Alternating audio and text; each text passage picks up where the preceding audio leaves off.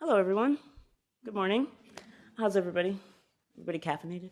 All right, my name is Van Jessica Gladney. I'm the Public History Fellow for the Penn and Slavery Project, and I'm about to kick off the student presentations. So the student-driven Penn and Slavery Research Project began in 2017. We've investigated Penn's history of complicity in slavery. Through these students' archival research, they've learned about the many ways that the university depended on and supported the institution of slavery, including the early trustees who've owned slaves, their fundraising trips to wealthy plantation regions, and Southern students who returned to the South after graduation to practice medicine and law and run plantations and other businesses. Their success, often achieved with the help of slave labor, contributed to their amassing family wealth, which enabled their children to attend Penn.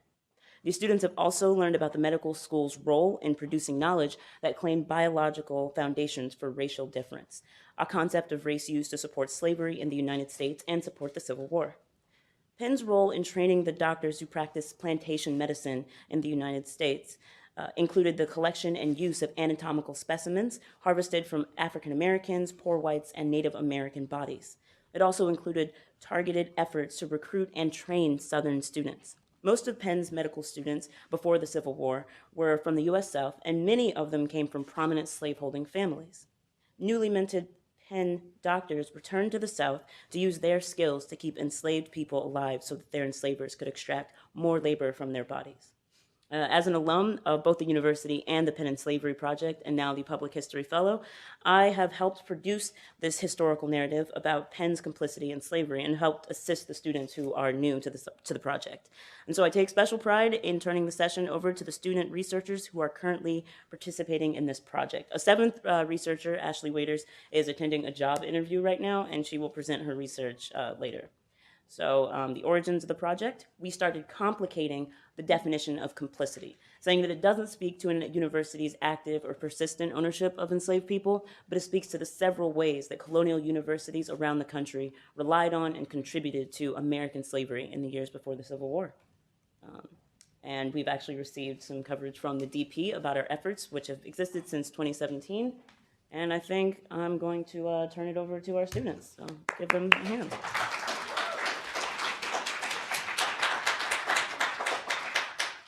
Thank you so much, Van Jessica. Thank you guys all for coming. My name is Sam Orloff. I'm a sophomore. This is my second semester on the project, and I'm going to discuss some of the research that the Penn and Slavery Project has been doing regarding the university's early finances, and then my own work and where it falls within our greater research. So here you can see a little bit of a timeline of the work that we've done. And rather than go through it chronologically, I really want to talk through it as we have researched it ourselves. So before I joined, the really big project was studying the 1771 and 1772 fundraising trips the university undertook to South Carolina and Jamaica. These were trips that were aimed at fundraising from prominent slave owners. When you go to South Carolina and Jamaica, the money there in this period was in the hands of a lot of individuals who were prominent enslavers, and that was their source of income. And so the university was targeting those individuals when it needed to fundraise in these early decades. Last semester, our research really focused on trying to understand the university's properties. There were two big properties that the university owned in this period. One of them, the Norristown property, was bought in 1776, and Penn and Slavery Project research found that two of the tenants there were enslavers. And so what that means is these tenants were paying rent to the university, and part of that rent, part of that money that they had, was the result of their own status as enslavers. What I looked at was Percy Manor, which you can see the university obtained via donation from Thomas Penn in 1759. And the reason that we decided to look at Percy Manor was because of this excellent book, Ebony and Ivy, by Craig Stephen Wilder. It's an excellent book that details a lot of the connections between higher education here in the United States and slavery, and also it talks about the colonial period. On Penn, though, Wilder made the claim that the Penn family holdings at Percy Manor had been worked by enslaved Africans for decades. And there was some skepticism of that claim here at the university archives, and so we wanted to really take another look at this to try and ascertain whether or not there was a direct link between slavery and Percy Manor. And so that's what I did. And my conclusion was ultimately that there was not. First of all, just some background. Like I said, this was donated by Thomas Penn in 1759. It was 2,500 acres of land up in Bucks County. And just also, Thomas Penn was William Penn's son. This had been one of William Penn's properties that was divided up into 4 tracts, so it was initially 10,000 acres. The trustees then sent 2 Penn officials, one of whom was Francis Allison, the vice provost. They sent them to investigate this property. As a side note here, one of the things that I found in the course of my research was Francis Allison himself, vice provost of the university. He was a slave owner. That you can see that in there's a tax list right now in the Lee Library, and one of the pages that we had it open to yesterday was his tax list, where you can see that he was a slave owner. But these two individuals go, and their conclusion that the property was in a state of really disrepair. It was unimproved. And that's really significant because we wouldn't expect to find enslaved individuals on unimproved land. It wasn't a financially viable for enslavers to have enslaved individuals working on unimproved land. Generally, we would find slaves on improved land. And so the result, they survey this land, and they report back to the trustees that this property is in a state of disrepair. And the trustees go to Thomas Penn and ask to sell the land. And Thomas Penn tells them they can't. And so the universities, from the get-go, they want to sell this land. And until the 1820s, when they actually do sell this land, they're constantly trying to get rid of it. And so this is really important. But before I do that, I just want to circle back to this issue of the connections between the property and slavery. So like I said, it was unimproved, which suggests to a historian that there likely is no direct connection between slavery and this property. But 2 other really important pieces of information we need to discuss are here at the bottom. The tenants were mostly ethnic Germans, and they were quite poor. And at our presentation last semester, I built the case for this, and it's now available on our website. But the bottom line is that generally among ethnic Germans, slave owning wasn't very prominent. And I was able to find a tenant list and look at some of those tenants and tax records and whatnot. And in fact, a little bit later than when the property was initially donated, it's clear that they weren't slave owners, but also they were quite poor. And we wouldn't expect it was unlikely that somebody with that they were of high enough financial standing to own slaves, to be enslavers. So for that reason, I suspect that there was no direct connection between this property and slavery. However, I think it's really important to understand the following. Because the university was unable to sell this property, Thomas Penn had refused to allow them to sell it. And because they were unable to sell it, and we also have to understand that they were in the midst of financial difficulties throughout the university. All the university's early history is a history of the university struggling to find money. They were always in dire financial straits. And so because they were unable to sell this property, they needed to fundraise elsewhere. And I think the inability of the university to find a sustainable long-term source of revenue required them to go and fundraise where there was a lot of money. And in 1771 and 1772, those were places where there were tons of enslaved individuals, where they were going to South Carolina and Jamaica because that's where the money was and that's where slavery was. And so even if this property did not have a direct link between slavery and the university, in a world in which slave owning is pervasive, I don't think you can disentangle the two. There's a clear connection between this property and slavery, even if it means there weren't enslaved individuals on the property itself. And then this semester, I'm looking at one of those fundraising trips, not the South Carolina or Jamaica fundraising trips, but a 1762 trip to Great Britain. And so I'm still working on this. This is a kind of a sneak peek. If you come to our presentation later this month or at the start of May, I don't know what the exact date is, you can hear a little more. But I just want to show you the first 2 pages of this account book that Provost Smith, who did some of the 1770s fundraising. This is his account book. We're really lucky because it's really legible. Most documents from this period are nowhere near as close as easy to read. But I think we can learn a couple of things from these first 2 pages. So first of all, if you look at the top here, the first donation they got, Provost Smith got when he arrived in England, was from the Penn family. Of course, they had also donated Percy Manor. Here, they're giving £500. And I think it's just important to note the following about the Penn family. First of all, William Penn had numerous connections to slavery, most notably his Pennsbury Manor, also in the Philadelphia area. And so there were certainly slaves at the Pennsbury Manor, but there are connections within the Penn family beyond William Penn.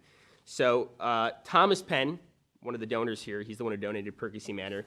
In his account books, we find records of him spending money on shoes for his slaves. And furthermore, John Penn and Richard Penn, both of them were university trustees. And we can see here that Richard Penn was also, it's Richard Penn and Thomas Penn who are donating the money here.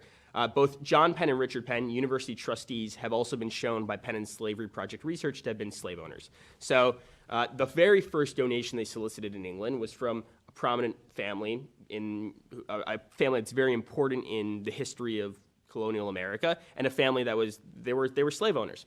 And then if you go to the second part of this this page of the account book, you can see these are all church officials, the Archbishop of Canterbury, the Archbishop of York. And I think this tells us a lot about this fundraising trip as well. And I'll also just note that I think it's significant that the Archbishop of Canterbury is on the same page as a really prominent slave-owning family. But what this tells us a lot about is the nature of this trip. One of the questions that I'm in the process of answering is, why would a private individual in 1762 give money to this institution across the Atlantic? And I think it needs to be understood in a religious context. That's what this to me suggests. And we can also see that on this page. This is the second page, where there's all these private individuals, and what's their motive? I think it needs to be understood in a religious and also sort of a political context. This is the period of the 7 Years' War, when there are fears among the British of the French Catholics to the north. And so, and it's also important to understand that Provost Smith, the one doing this fundraising, is steeped in he's steeped in the Anglican tradition. He's the figurehead of the university, and he has a religious motive, one could say. He's driving what is now Penn in a direction that was more religious than when it was founded. And so I think these people are giving money because they feel that they have a religious reason to do that. And just one more example of that is up here. You can see John Thornton, Esquire. And this is really cool because we can know a lot about these individuals listed in this account book. Thornton was a very prominent merchant and philanthropist. His father was a director of the Bank of England, so was his son. We know that his estate was valued at one point significantly over £100,000. He was very active in the Russian trade, so I don't believe that he necessarily had links to slavery, though I'm still working my way through his will. But a large part of his income, this is, by the way, from the Oxford Dictionary of National Biography, a large part of his income was devoted to the encouragement of a gospel ministry in various parts of the world. And even though he was a devout evangelical Anglican, his support extended to most Protestant denominations. So this was a way to establish an Anglican foothold in the New World, in essence. That's why these individuals were giving money. And I don't want to take up too much time, but just one last piece of note is you can see at this bottom arrow, this is a 200-pound donation from King George III. So that's pretty interesting. And then just before I close, one of the really exciting things about this project is that it always raises new questions. Every time we do research, I feel like there's more and more questions. This British fundraising was one question we wanted to investigate. And so you'll see at the same time that Dr. John Morgan was in Jamaica raising money from really prominent enslavers, in 1772, there was also a fundraising campaign here in Philadelphia, in the Philadelphia area, and we have the account books for that. So that's a new kind of question. Who were they fundraising from during that period? What were their connections to slavery? And so that's another piece of this fundraising puzzle, that we need to look at in the future. Thank you so much.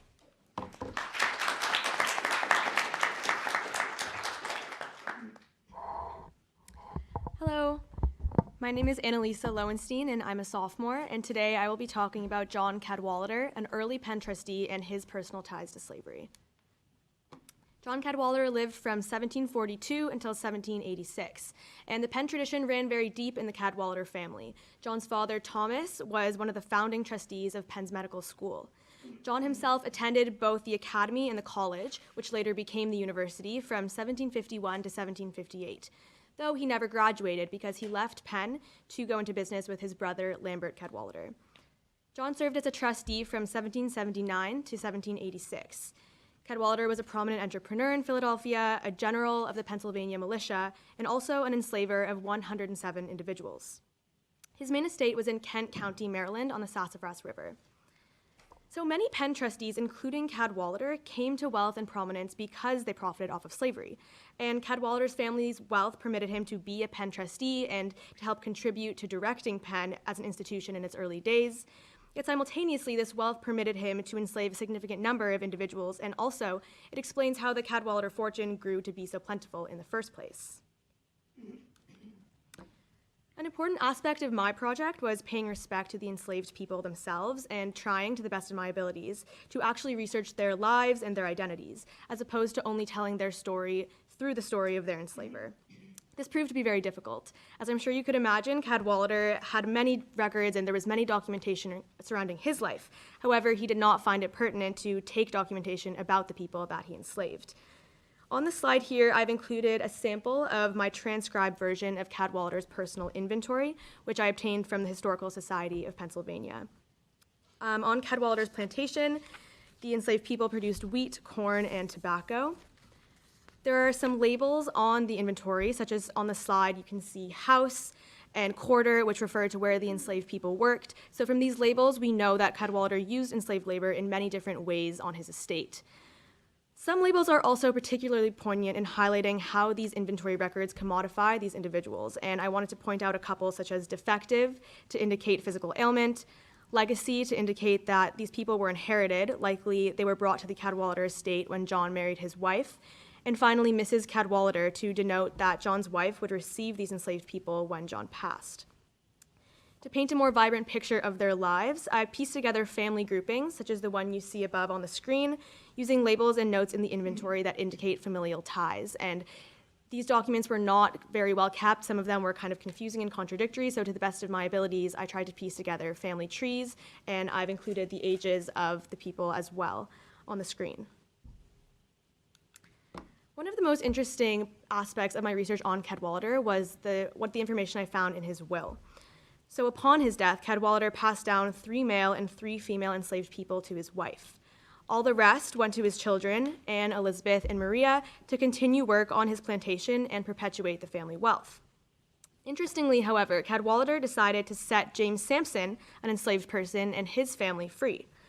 Unfortunately, I have not been able to find further information on what happened to Sampson and where he went after he left the Cadwallader estate, or why he was manumitted in the first place. However, I'm still continuing to try and find more research on Sampson, and it's very interesting and stark to see the contrast between this gift of over 100 people to his family, yet his manumission of one particular enslaved person and his relatives. In order to paint a more vivid picture on what these people's lives were like, I have included a painting here of a plantation in Chestertown from 1775, which is near to Cadwallader's estate in Kent. While this is not a painting of Cadwallader's estate or the people he enslaved, documents, literature, and paintings about the era provide context on what these enslaved people did every day or what they may have done on the estate, and this is something that I felt was very important to my project.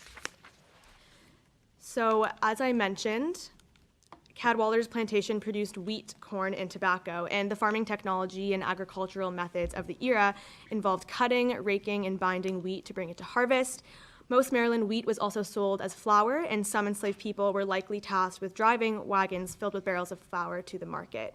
So through these secondary documents, we can help imagine what these enslaved people did and how the wealth they generated helped contribute to an individual who then gave back to Penn as an institution. So as we can see, there are many different ways that enslaved people contributed to the university we know as today, as Penn, and it's important to recognize that some of the people that were most prominent in Penn's founding and some of the families that helped give Penn the start it needed to become the institution it is today were definitely benefiting off of slavery. Thank you.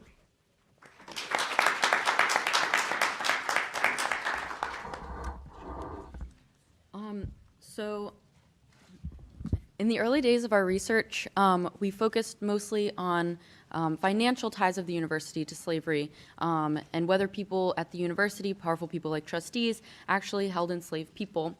But since then, as the project has really grown and developed, we've also started taking a look at the intellectual ties of the university to slavery. In other words, how did the university contribute to nationwide discussions about race? How did the university contribute to the justification of slavery in pre-Civil War American society? So one of the places that we have started to look very deeply in the past few semesters is Penn's early medical school. And how it contributed to race science. So my specific research has been on Benjamin Rush. In the early days of our research, this is not a person we would have looked very closely at. He was an enslaver, and yet he was a member of the Abolition Society. But what is more far-reaching and has, in my opinion, greater consequences is the ideological foundation that he laid for later race science that would become prevalent at Penn and that would contribute to these justifications of slavery in the United States. Rush, as I'm sure many of you know, was a distinguished physician in Philadelphia in the late 18th and early 19th centuries. He was a signer of the Declaration of Independence, and at Penn he held several different titles in the early medical school from 1769 to his death in 1813. In 1799, Rush wrote an article called "Observations to Favor a Supposition that the Black Color, as it is called, of the Negroes is derived from leprosy." In this paper, he argues that the skin color of black people is caused by disease, specifically by leprosy. He also argues that it can be cured through a variety of means, such as bleeding, for instance, and that white skin is essentially the healthy state. So my colleague Grace Cho pointed me to the case of Henry Moss, a black man who had vitiligo, which is gradual loss of skin pigmentation. Eric Hirschthal asserts in his article, Anti-Slavery Science in the Early Republic, the case of Dr. Benjamin Rush, that Rush pointed to the by then well-known case of Moss that attracted nationwide attention in the 1790s to support his claim in this article that blackness could be, quote, cured. So this background adds some interesting perspective to my findings from last semester. In medical student Samuel Potney's notes on Rush's 1785-1786 medical lectures, I found two significant things. First was an entry in which Rush taught his students that black people were immune from yellow fever. While this was a widely held belief at the time, and it's well known that Rush put this into practice when he asked the black community of Philadelphia to care for yellow fever victims during the 1793 epidemic under the assuration that they would not be able to get the disease, which of course proved to not be true. This is proof that he also spread this idea to his medical students that had real-world consequences. So even one of the, quote, good intellectuals that people often hold up as kind of a champion of abolition and a progressive founding father was perpetuating these harmful ideas about racial difference at Penn, even in the very early days of the medical school. While Rush was not a practitioner of racial pseudoscience, like the men who my colleagues will discuss after me, his insistence on teaching these ideas about racial difference to his students laid the foundation for later race scientists at Penn. So more significantly, from the same student's notebook, I also found on page 5 from the back of the notebook, in a section labeled Cases, Poultney notes on April 13th, 1785, the, quote, dissection of a Negro girl of Mr. Jones. This phrasing, of somebody, may imply that she was enslaved. However, we can't say for sure. It's possible that of Mr. Jones means that the body was procured from a Mr. Jones. Like, for instance, there was a John Jones listed as a health officer in the Philadelphia Directory in 1785, which is an intriguing possibility, but there's thus far no evidence that he was this Mr. Jones referenced in the notebook or necessarily had any connection to Penn or Benjamin Rush. The only further detail about the girl that was written down was that she was 16 years of age. However, even if this girl was not enslaved, as Professor Brown pointed out to me, the use of her body in a dissection tells us about who was vulnerable in 18th century Philadelphia society and whose family would not have been in a position to protect the body of a loved one. So, not only do these entries from Samuel Poultney's notebook show continuity in Rush's thought on difference between races from his 1785 to 1786 lectures to his use of the case of Henry Moss to prove his theories about blackness being a disease that can be, quote, cured, to his 1799 article on the topic, but it also shows how he used the bodies of black people, both living and dead, to further his theories and teach his students. But speaking ideologically, it also shows the ways in which Rush can be considered environmental, meaning that he believed race resulted from environment, not from races having different origins. And yet, he produces later medical students that my colleagues will discuss and professors who believed in polygenesis, this idea that each race was created differently. So, as will become clear with the later discussions on the medical school, Rush's environmental explanations could and often did give rise to or provide, quote, evidence for ideas on racial difference. This ties back to our ideas on complicity. Even Rush, one of the good intellectuals who everyone likes to talk about his abolitionism, his progressiveness, and who was even president of the Pennsylvania Abolition Society, not only furthered harmful ideas about race and potentially exploited the bodies of black people in his classroom, but also left the door wide open for later racial pseudoscience that directly contributed to the justification of slavery in the United States.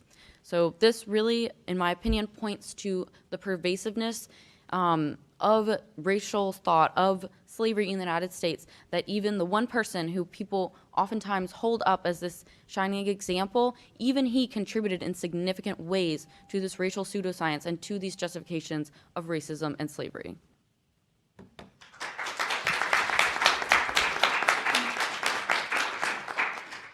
Hi, my name is Carson Eckerd. I'm a sophomore in the college and I'm studying history. So as Brooke said, I'm going to talk more about the Doctors of Advanced Racial Pseudoscience at Penn's Medical School.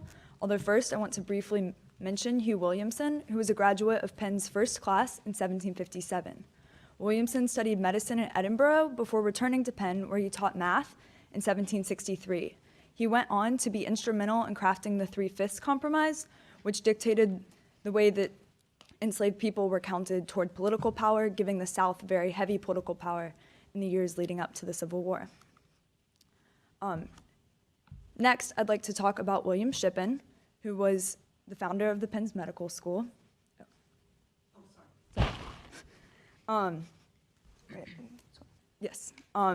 Sorry. So this is a picture of Huw Williamson, who later went on to craft the Three-Fifths Compromise. He also studied medicine and then taught math at Penn. So Shippin, in the late 18th and early 19th century, was one of the founding members of the medical school, and he also conducted the first dissection at the medical school in 1762, which is actually 3 years before the medical school was officially founded. This dissection was performed on a Negro man who committed suicide. It is not clear whether this individual was enslaved or not, but it is important to note that this was 18 years before Pennsylvania's Gradual Abolition Act, so it's very possible that this individual was enslaved. Shippin started a tradition of dissection at the medical school that became an important part of Penn's medical school marketing. Very few medical schools existed up until the 1830s, and Penn's access to bodies was a main drawing point. In fact, many medical graduates came from the South. Dr. Alexis Broderick Newman found that in some years, the majority of medical graduates actually came from the South. There are many, many advertisements in Southern newspapers, in fact, far more than exist in Northern newspapers, thus illustrating that Penn heavily marketed its medical school to Southern students. Many of these students later returned back to the South, where they continued to do research, sometimes on enslaved people. So one such individual is Mettauer, who graduated from Penn before returning back to his home in Virginia. Mettauer founded the medical school near his home and conducted experiments on enslaved women doing vesiciovaginal repair surgeries. He received his medical degree in 1808 and owned 29 enslaved people by 1840, 12 of whom were women. It's important to note that Mettauer actually began his experiments 5 years before J. Marion Sims began his experiments in Alabama on enslaved women. I chose Mettauer to talk about because he is fairly representative of other Southern graduates, including Paul Fitzsimmons Eve and Pete Clemens Spencer, both of whom did experiments on enslaved people as well as owned enslaved people in the South. Next, in talking about the research and rhetoric of the medical school, it's important to mention Samuel George Morton. This research would not be possible without Paul Wolfe Mitchell, who's a PhD candidate here, whose dissertation focuses on Morton. Morton received his medical degree from Penn in 1820 before studying at Edinburgh and then returning to Penn to teach at the medical school. He collected 867 human crania during his lifetime. The collection later grew after his death to 1,225 crania. In his collection, there are 53 crania belonging to those of enslaved people from Havana, Cuba, as well as 2 other crania likely belonging to enslaved Americans. The collection from Havana came from a plantation in a mass grave where the individuals likely died from cholera in 1833. Morton received the crania from a Dr. Cisneros in 1840, and he categorized them according to gender in some cases and wrote Negro from Africa on each of the crania, meaning that these individuals actually survived the Middle Passage before becoming enslaved in Cuba. It's important to note that many of these crania also show the trauma of slavery in their bones. For example, one crania, crania 916, the top vertebra is fused to the crania, meaning that the individual lived with their head slightly tilted back. This is likely from a shackle that was placed around the neck, perhaps during the Middle Passage. Other crania show other signs of health insufficiencies, including dietary problems and anemia. And the 2 other crania from enslaved people, one is a female crania from North Carolina, and another is a male crania from Delaware. The crania from North Carolina is a woman who died and was sent to Morton by a doctor named Dr. Hardy. And the male crania was added to the collection after Morton's death. Additionally, there are 5 crania donated by alums. These crania came from the African continent, which illustrates both the connection of Penn Medical alums who participated in colonialism and a culture of giving back to the university. These crania are significant to the collection because all African crania were used by Morton in the publication of his book Crania Americana, which divides mankind into 5 distinct races. So even when the crania of African-descended people don't necessarily come from enslaved people, they nevertheless contributed to Morton's racial science that heavily informed opinions surrounding slavery in the 19th century. The men who donated these crania graduated from Penn between 1815 and 1836. And Morton also had several crania from people that he did label as either Negro or mulatto. He did not describe whether these individuals were enslaved. However, given the transitory nature of freedom during this period, it means that they perhaps could have been enslaved earlier in their lives. Just because he didn't note that they were enslaved at the time of their death does not mean that they weren't earlier. And furthermore, as I mentioned earlier, this all contributed to Morton's racial hierarchy. Morton delivered lectures on racial difference at Penn in 1840, 5 of which remain at the Library Company today. And in addition to his publication of Crania Americana, which was widely circulated, it also really heavily influenced Southern fire eaters and proponents of slavery. So I have a quote from Josiah Knott, who received his medical degree from Penn in 1827. Knott also published on racial pseudoscience, actually advancing Morton's theories further and tying them more explicitly to slavery. Here he notes Morton's supposed correspondence with John C. Calhoun, who's a fire eater, probably most famous for calling slavery a, quote, positive good. Supposedly, Calhoun received a copy of Morton's Crania Americana, which he studied with, quote, no less pleasure than profit, thus illustrating the way in which this science shaped the conversation around slavery in the years following the Civil War, or prior to the Civil War. Lastly, Morton's work began larger works on racial pseudoscience. Many of his fellow Penn graduates also published on the topic, including Knott, who I briefly mentioned earlier. Some of Knott's most famous works include 2 lectures on the connection between biblical and physical history of man and the types of mankind in 1854. The illustration behind me is from Types of Mankind and shows the way in which Knott advanced the racial hierarchy that Morton proposed to justify slavery. Knott himself was from Alabama, and after his graduation returned there, where he helped to found a medical school at Mobile, as well as likely treated enslaved people. Oh, wait. And lastly, to illustrate the importance of this racial pseudoscience and the role that it played on the rise of the Confederacy, I wanted to show this quote from Alexander Stephens, who was the vice president of the Confederacy. Stephens said that the Confederate nation was the first founded on this great moral and philosophical and scientific truth. This Penn Medical School, its graduates, and occasionally its professors helped to lay the groundwork for this justification of slavery that spread throughout the South. One last note on the Morton crania collection is that it is still at Penn, the majority of it. Some of it has been repatriated. It is stored at the Penn Museum in a classroom where anthropology students occasionally have classes.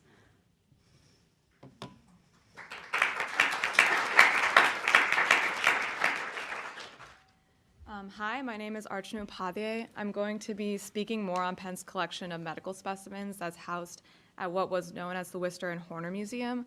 And I'll provide first some background to give you an idea of what the collection actually consisted of, and then I'll share what I've found so far about where specimens in the collection might have come from, and how that fits into broader themes about slavery and medical research that both Brooke and Carson have discussed today, and also that Professors Brown, Roberts, and Cooper Owens discussed yesterday. So the museum was actually established in the early 19th century by Caspar Wistar, the professor and chair of anatomy from 1808 to 1818, and also the man that the Wistar Institute is named after, if you've seen this building on campus. It began as his private collection of anatomical specimens and preserved dry specimens of human samples. In 1818, Wistar appointed William Horner, also professor of anatomy and dean of the medical faculty, as curator. The collection developed to its largest extent with both wet and dry specimens under Horner and his assistant Joseph Leidy, who became curator in 1847 and later professor of anatomy. By this point, the collection was one of the foremost of its kind in the world and was valued at $53,000 in 1853, which according to my super precise online inflation calculator is a little over $1.6 million today. The collection was also a huge draw for medical teaching at the time when hands-on anatomy was quickly becoming a staple of medical education.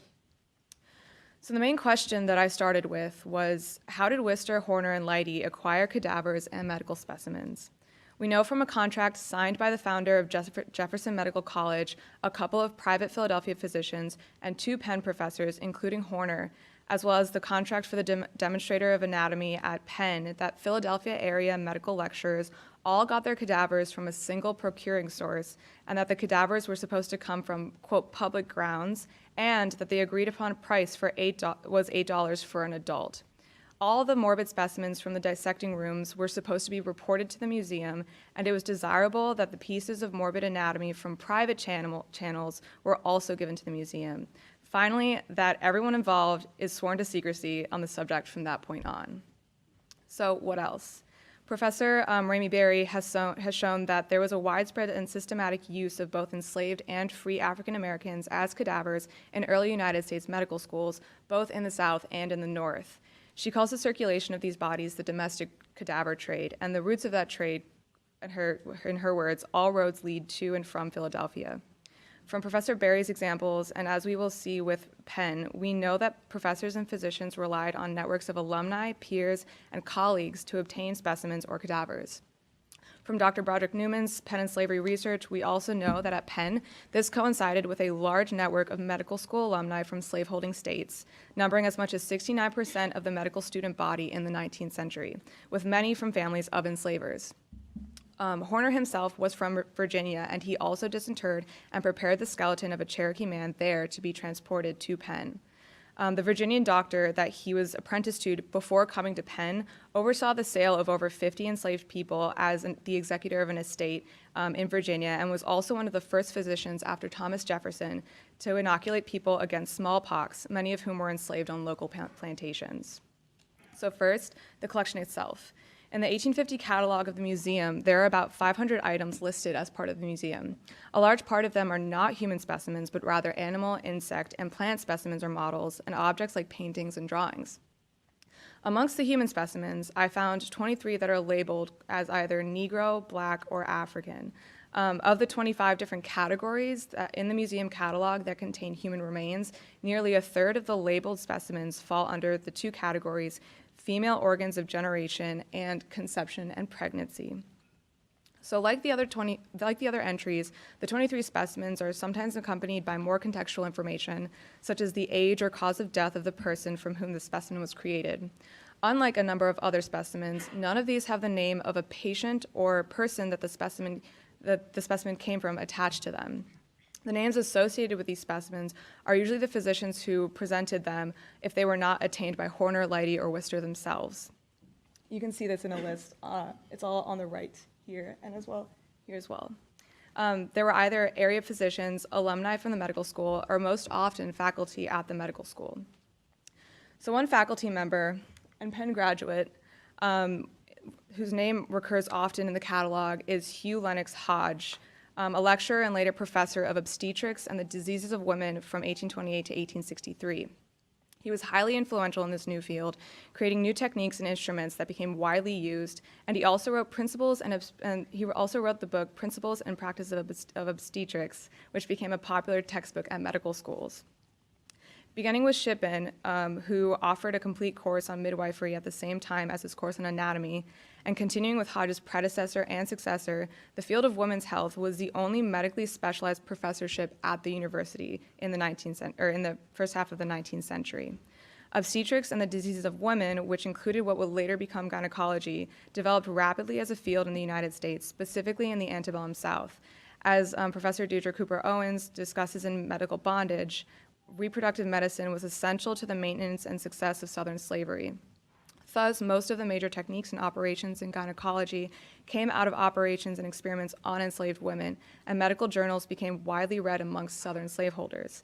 Obstetrics courses, and thus this professorship, was likely in high demand by Penn's large Southern student body, some of which returned to slaveholding states to conduct experiments or treat enslaved women, as Carson just discussed. The professor of obstetrics at Penn were known by physicians in the South and were sometimes notified or sent medical cases concerning enslaved women upon which they would then comment. With Dr. Hodge, he was also actually sent the remains of an enslaved woman from one such case in Danville, Virginia in 1849 by Penn Medical School alumni Dr. William G. Craighead.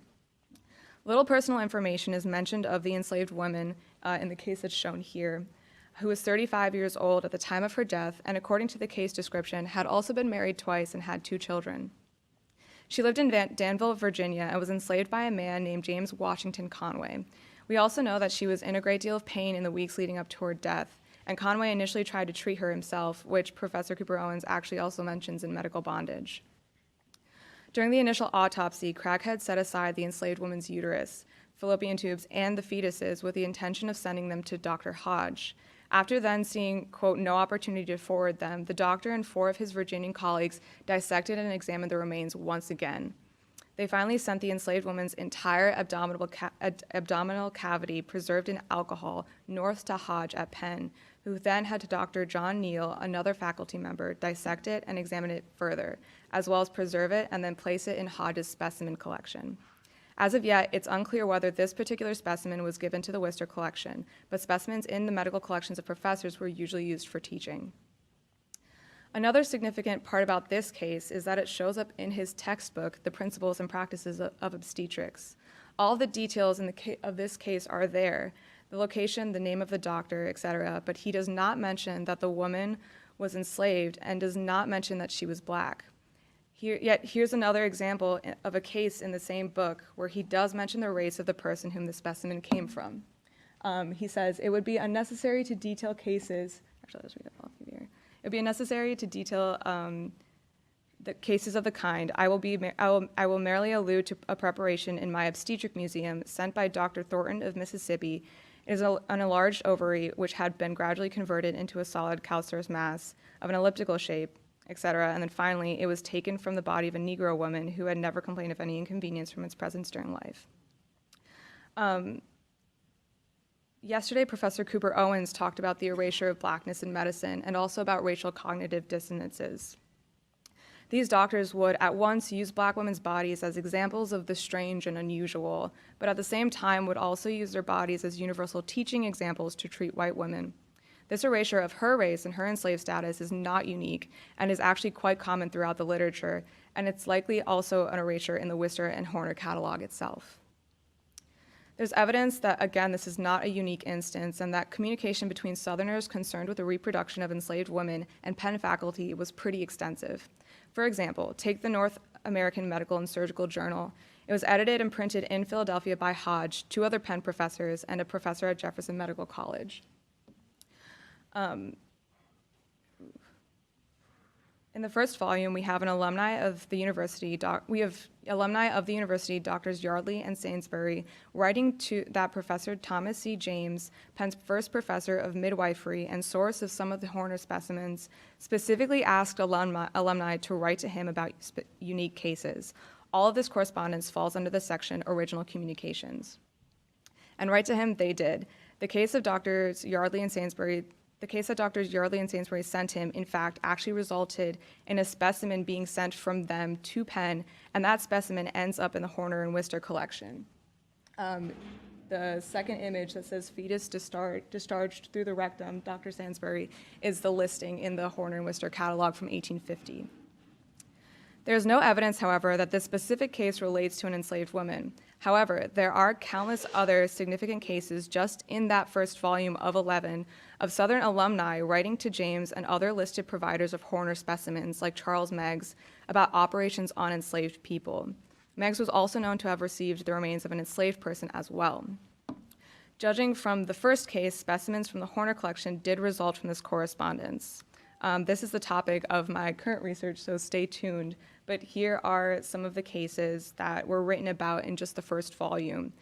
For example, the first image, the following case has been politely furnished by Dr. J.M. Kislak in a letter to Dr. Wood, dated Savannah, September 30th, 1830. April 10th, 1830, I was called to visit a Negro man at a plantation about 3 miles from the city. So finally, Penn professors were also aware of the opportunities Southern students had to exploit enslaved people to study anatomy and biological differences between the races, and they actually encouraged them to use these opportunities. Dr. Neal, for example, believed that there were biological differences between the skulls of different races, and he used the skulls of enslaved Africans from the Morton collection in his research. He even notes in his article that none of the skulls had a, quote, doubtful history, although many such specimens of my own possess this feature to a striking degree. But he then goes on to say that the skulls labeled African came from enslaved people from Africa who died in the slave yards of Cuba. For Neal, a skull that had doubtful history meant wanting in authenticity, which perhaps refers to skulls with faked provenances. Leidy, too, in reference to his belief in differences between the skulls of white and black people, wrote, "I have several times desired medical students from our southern states whose opportunities of investigating the anatomy of the Negro are frequent to make this a subject of inquiry." As shown by Carson and my other colleagues, Southern graduates did take these opportunities, and some of our new student members are looking into the research that Penn grads conducted while at Penn, which relates to this theme. Thank you.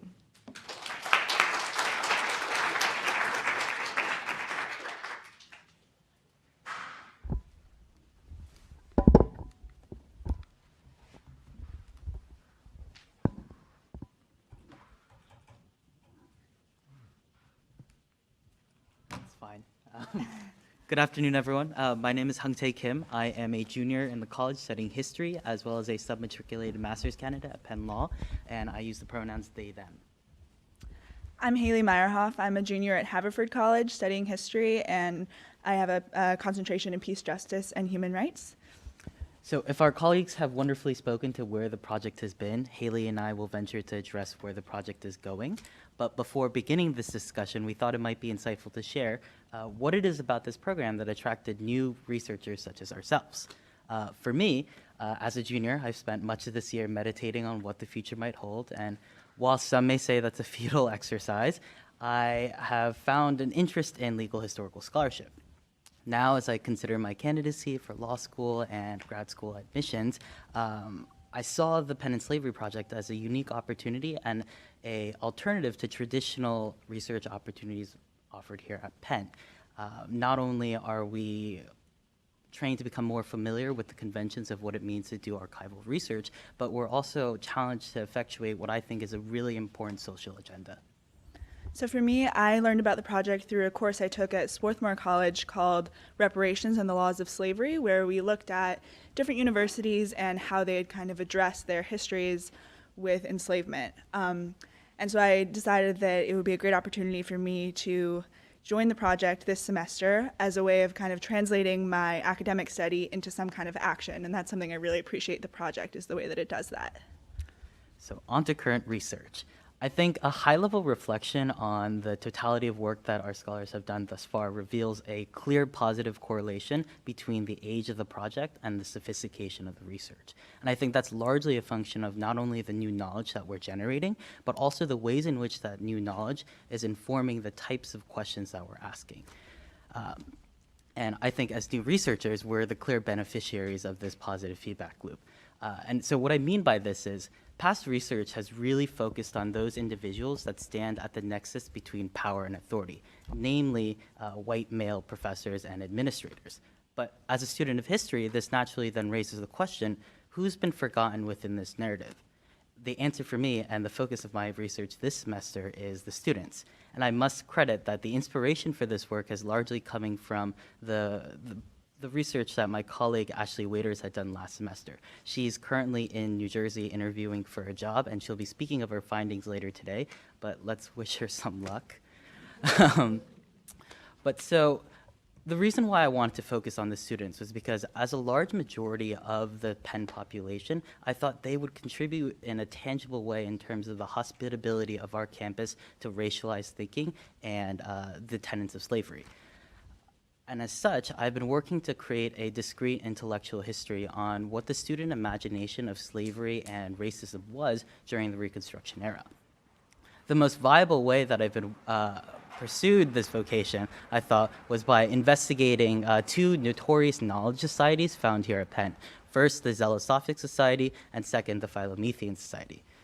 What's fortunate about my studies in that front is that as knowledge societies, they were very preoccupied with creating an abundance of literature on the things that were occupying their minds at the time.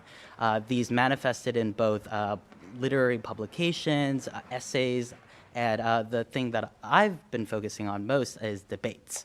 What's interesting about debates on slavery found during the Reconstruction era and hosted by the Zelosophic Society and the Philomethian Society is that they provided a touch point from which to understand the ways in which the arguments either for or against slavery were being refracted through the minds of the students at that time.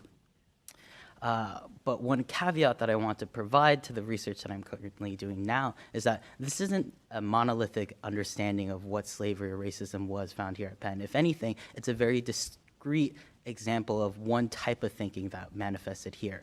And so hopefully this will contribute to this larger tradition that I think we're starting to create here and that my colleagues have started. So as Hungtae mentioned, our colleague Ashley will speak about her research later, but it was really her that got me interested in looking at the Zelosophic Society. Basically, their records include debates with topics such as, is the Fugitive Slave Clause constitutional? And then they also have archives full of their publications. And it's these publications that have really drawn my interest. Two of their publications, one called The Critic and another called The Zelosophic Review, are really prominent in their archives. And I was particularly interested in these publications because they're basically a record of what these societies wanted to share with the wider Penn community. So it's kind of a culled down version of what the debates are kind of addressing. So the first point that's been really interesting to me is the mixed scope of these texts. So within the same issue from 1862, there's a poem about conservatism and the war, which suggests kind of a wide scope of discourse that these students are looking outside of their own bubble of the university for inspiration and what they're thinking about. But then in the same issue, there's a playful stab at the rival Philo Society, which says, astonishing news, a joke was discovered last Friday in the Philomethian magazine. By a unanimous resolution of the society, it was placed under a glass case to be preserved as a curiosity. So there's this interesting mix of information and debates that are going on about kind of what we're more interested in, which is the wider range of what's happening in the United States. And then there's also these reminders that these are kids, you know, they're college students, they're the same age as us, and they have less than notable interests as well. And so in my research, I've really learned to look not just at the pieces that directly relate to the history of enslavement, but also looking around those and seeing what's going on, what kind of culture is shaping these opinions, and seeing the wider picture in that way. And I just wanted to say that I feel incredibly fortunate to be a part of this project. It's been an amazing opportunity to dive into this archive, and I'm so grateful for all the help that I've gotten from professors and from Dr. Danny Holtz, who I met with last week and who provided amazing insight for me. And I just want to thank you all for coming to this symposium and spending your time supporting us. I really appreciate it.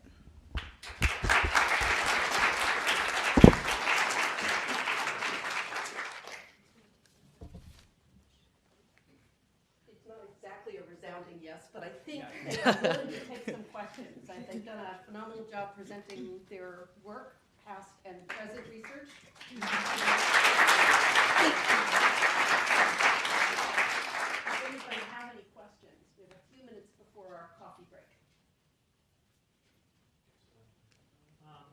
I'm going to ask you to stand and identify yourself and use your outdoor voice. I'm Jake Michael. I'm a consultant scholar at the Anthropology Museum. I'm working on Morton and his era. You mentioned Josiah Knott, and Reginald Forsman did a really good biography of him. He talks about not having a practice, a separate practice just for slaves. And Knott was a very good surgeon, but part of it was because he did so much practicing on people. And I got to thinking, so if Knott hadn't been a slave owner and had been an abolitionist or whatever, but still had a practice, a slave practice, he would be very much personally and financially benefiting from the slave industry. Have you guys ever found anything in your research about other professors at Penn who then had slave practices, or anything where, I'm just wondering if there was anything where even at the medical school they would say, okay, here's how you have a medical practice. Oh, and if you want to have a slave practice, this is how you set that up. So kind of this notion of a slave practice, I haven't heard much about, so I'm wondering if you money that you do that.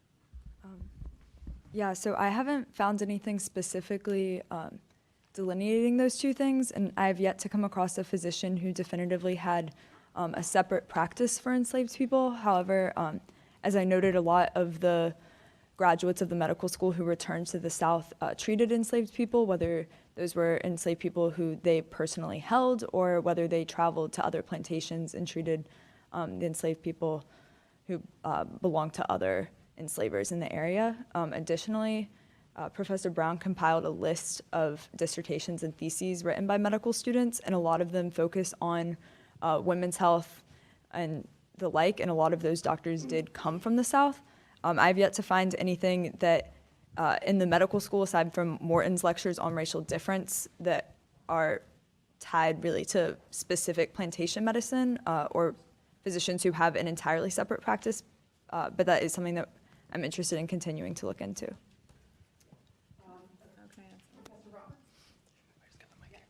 Okay. I'm Dorothy Roberts. And just following up on that, the fact that people like Samuel Cartwright had a whole treatise on the peculiar diseases of the Negro would suggest that even if there wasn't a separate practice, there were separate practices with respect to enslaved people and ideas about how their bodies function differently. And so you would have to diagnose them differently. That's the whole basis of race-based medicine, that you diagnose Black people's diseases differently than other human beings' diseases, as we spoke about last night. I have a couple questions, one for Brooke.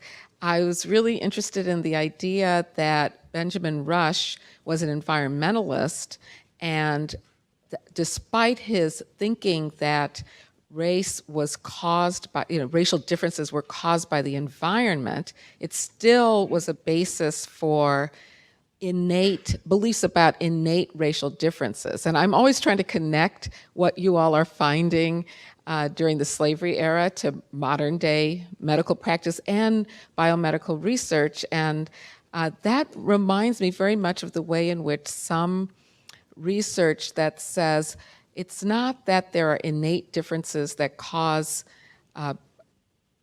inequality. That's what I call the old biosocial science. But the new biosocial science is that inequality produces biological differences. But that doesn't mean that that belief in those biological differences cannot be then the foundation of a science that looks at the biology as creating racial inequality.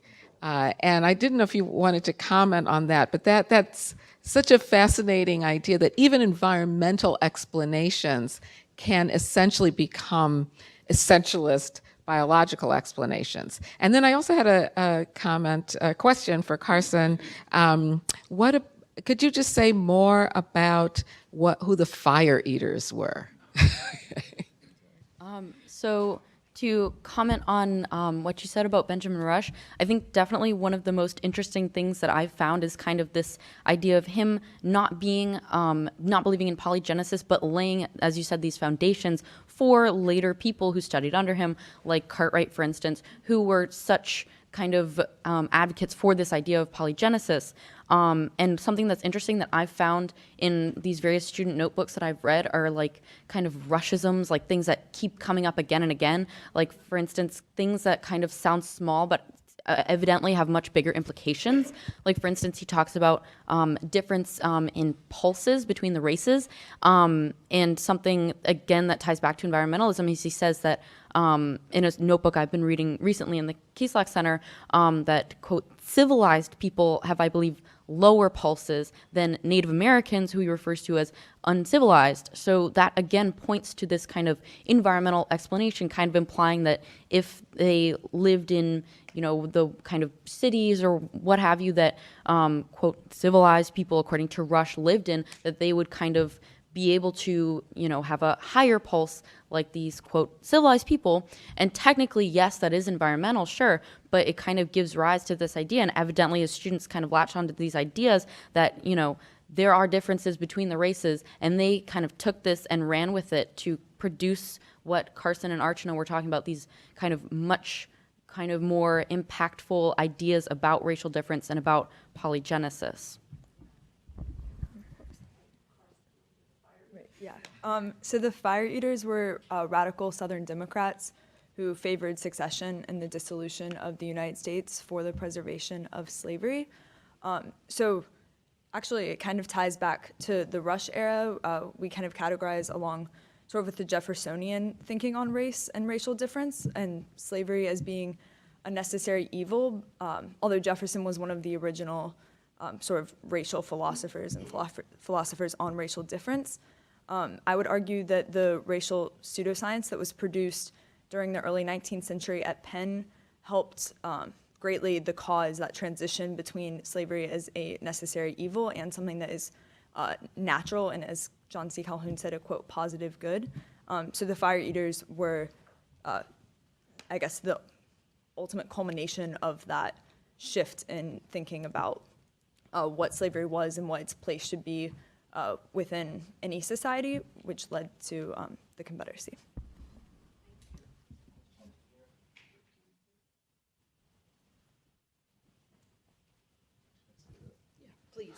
Hello, my name is Abdul Ali Muhammad, and I co-founded a co-op called the Black and Brown Cooperative here in Philly. And I have a question about Benjamin Rush. So, I'm hearing a lot about Penn's connection to slavery, but I don't hear kind of the capturing of the counter-narrative of Black people living in Philadelphia at the time. And so in one in particular, Richard Allen, right? So you talk about the yellow fever outbreak and how Black folks were put in position because they thought that we were inoculated against it, to care for people, but also how the narrative became that Black people were the reason why it became this epidemic in Philadelphia. And there was a pamphlet written by Richard Allen and another religious leader. And I'm wondering if you heard about that pamphlet refuting the story of like Benjamin Rush, but also about this narrative of Black people being the cause for the epidemic of yellow fever in Philadelphia. So I just want to hear a little bit about that. And then also I'm curious to know if like folks are looking into the connection between the Caribbean and Philly at the time, because at that time in the 1700s, there were like street foods that were Creole, right? And it was a deep connection to the Caribbean, and just kind of exploring that connects as well. I actually was not aware of this pamphlet. Can you tell me the name? Yeah, I have it. Oh, great. I will. Okay, perfect. Thank you. So I unfortunately can't speak on that specifically, but the relationship between Richard Allen and Benjamin Rush is something that I have looked into, not super in depth, but has been interesting because it was actually Richard Allen who Benjamin Rush went to during the epidemic to say, look, I have evidence that African descended people are immune from yellow fever, obviously, which turned out to not be true. Can you go to your community and ask them to, with this information, take care of these yellow fever victims. I guess, Benjamin Rush, as I said, was this distinguished physician, so why should a leader question his medical suppositions? So Richard Allen actually did believe him, and that's kind of why the Black community of Philadelphia was kind of helping the victims and why they then kind of came down with diseases in essentially equal numbers. But the relationship between Allen and Rush is kind of interesting. I've read in some books that they had a really good and positive relationship, but part of history is kind of questioning the narrative that's kind of has no nuance, which I feel like is a big thing that I've discovered with Benjamin Rush, is kind of adding nuance to this conversation. So that is something I'd like to look into more, like what exactly was the relationship between Rush and Allen that led Allen to maybe trust Rush's medical suppositions or feel the pressure to kind of do what he was asking during the epidemic, even though it could potentially be dangerous to the community. On the Caribbean question, real quick. So I can speak to this just a tiny bit. I know when you think about the trustees of the university, this time it's like a who's who of Philadelphia. And so I know there were some trustees, you might know the name off the top, I don't know the name off the top of my head, who were prominent merchants with connections to the Caribbean.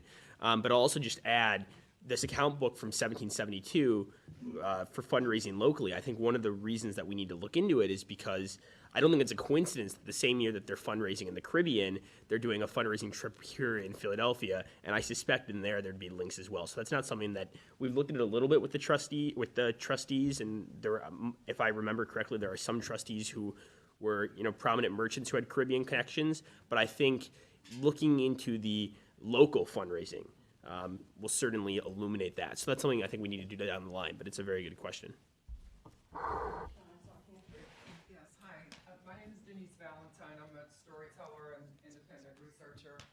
I'd like to thank the students and commend you for this work, but I'm also struck by, I don't know if you constitute the entirety of this group that's studying slavery here at Penn, but I'm struck by the fact that there are no students of African descent on this panel. Are there any in the project? And also, it's curious that this information has obviously been, it's not new information, it's just newly uncovered. Why, as late as 3 years ago, the University of Penn had completely denied any connection to the slave trade. I'm not a professional historian, yet I was able to uncover this information almost a decade ago. So can you speak to that?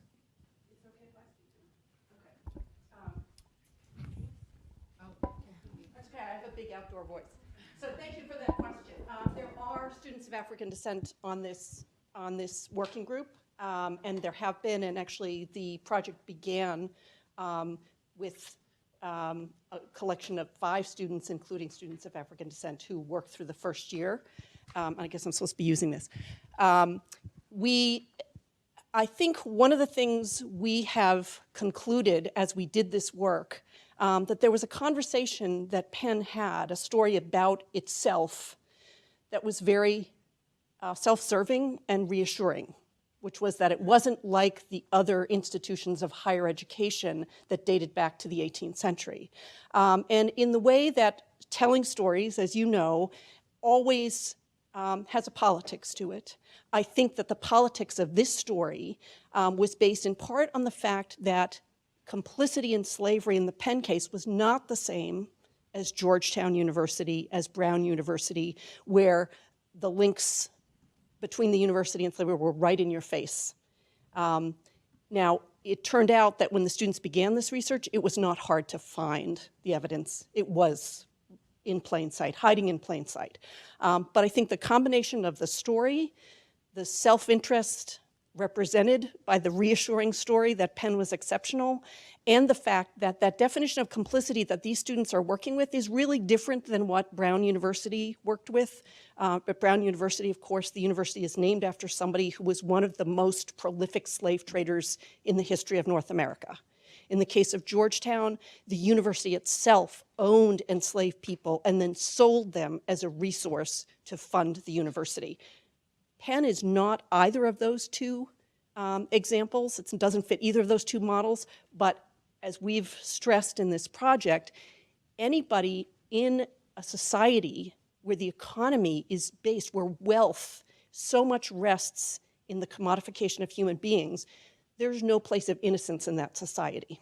There is not a coin that passes hands that hasn't been shaped and touched in some way by slavery. People are not engaged in trade, whether they own slaves or not, in cotton, rice, tobacco, textiles, other goods, in ways that are in a bubble separate from slavery. So we began with that idea, and it's borne fruit, as you can see. But we thank you for your question, and we take the point very seriously that you've made. Question here. Good morning. My name is Marie Young. I am a physician, and I am a graduate of Howard University, where this information was not promulgated, obviously. I'm also trained in my residency here at Penn, so I'm an alum of both places. I'm really struck by the work that your students have done, but I'm also struck, as was just mentioned, at the the pervasiveness of the economic issue with regards to everything that happens in this country. So I was struck by your documentation of the number of medical graduates from the South and their impact on medical training and medical research. I'm interested in knowing about the students who were not from the South. Evidently, the economics here, Southern planters with the money. What was the makeup of the graduates in terms of the North versus the South? What was that impact of non-slave holders, or even folks who didn't have wealth, who were able to come here, who were not involved, from an economic standpoint? Well, a lot of the Northern medical graduates were also, to some extent, involved in the slave trade, like Professor Brown mentioned. Maybe they were merchants or had ties to there. The medical school was a proprietary school until it became officially a part of the University of Pennsylvania, which meant that students paid for lectures individually. So pretty much all students of the medical school were wealthy. Many came from Philadelphia, and they were often the sons of merchants or other prominent lawyers, et cetera, within the city. But even those who came from the North all came from some money, and it's very probable that that money did have some ties to slavery. And then also, in terms of their intellectual, I guess, impact is, for example, Hodge and James, they were both graduates of the Penn Medical School too. and but they did not come from the South. They came from Philadelphia in the North, and at the same time, like they did contribute to the need for cadavers, the need for the want for specimens, and then also to contributing to the ideas of racial difference that kind of spurred on other Southern graduates, to go back to the South and conduct these experiments as well. So none of these people are again operating in a vacuum. They're very actually well connected to each other, sending each other correspondence and contributing to a broader ideology of racial medicine.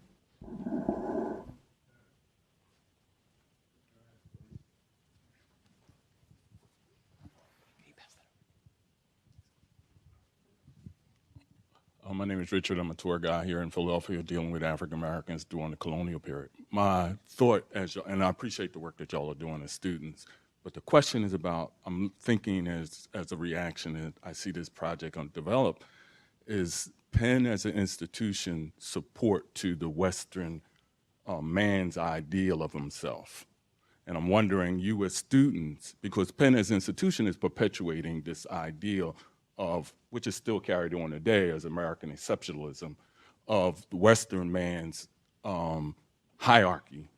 And y'all are looking at the medical school and other things. So I'm asking you as students, how is that, as you go through your specifics, how is that impacting? Because we're still dealing with the Western exceptionalism that is Penn is propagating as an institution and producing students like yourself.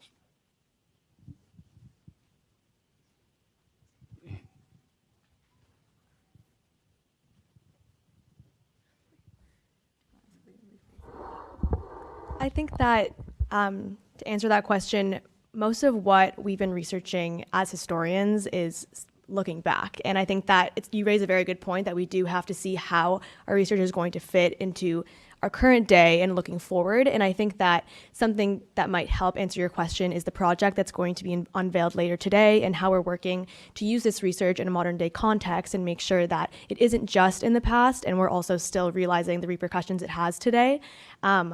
I think that we would each have a different answer of how we think that should be done. And we've worked very hard along with Professor Brown and Alexis Newman and Van Jessica Gladney to put this project together. And so we are sort of learning how to incorporate our research on what happened so long ago into Penn's campus today. And there definitely are areas that we wish Penn could improve on, including different statues around campus or different plaques that we see must be addressed. And in order to do that, it has been a challenge to incorporate what we found from so long ago with the exceptions today, but it is something that we're very conscious of and that we appreciate someone pointing out. So thank you. And I would also say that as part of that process of dismantling Penn's legacy, both with slavery, with colonialism, that starting conversations with members of the Penn community, of the Philadelphia community, about what reparative action would look like is something that I think is at the very core of this project and something that we hope to engage the community in as we seek to sort of move away from that American exceptionalist focus that laid the foundations of Penn's connections to slavery and colonialism. And I think as the last thing, I might have understood your question completely differently, but this is what I thought about was on the note of Western exceptionalism, we kind of take as for granted that whenever it says like that there's that so and so was the father of women's medicine or that kind of thing, that a lot of that is true, or that women's medicine was developed in, like, for the most part, in at least modern women's medicine was developed in the United States, when there is research about in African, like certain Africans, like West Africa, for example, certain African societies that, women's medicine was actually being developed there long before it was in the United States. So like, there are a lot of different ways to approach that question and a lot of different ways to represent these ideas that are being created. And I think, some of this we kind of take for granted, but kind of have to question further. We're going to have to let that be the last word. I know there were some more questions. I'm just going to invite you, if you still have questions, to come speak to the panelists during our coffee break, and we resume here at 11:30.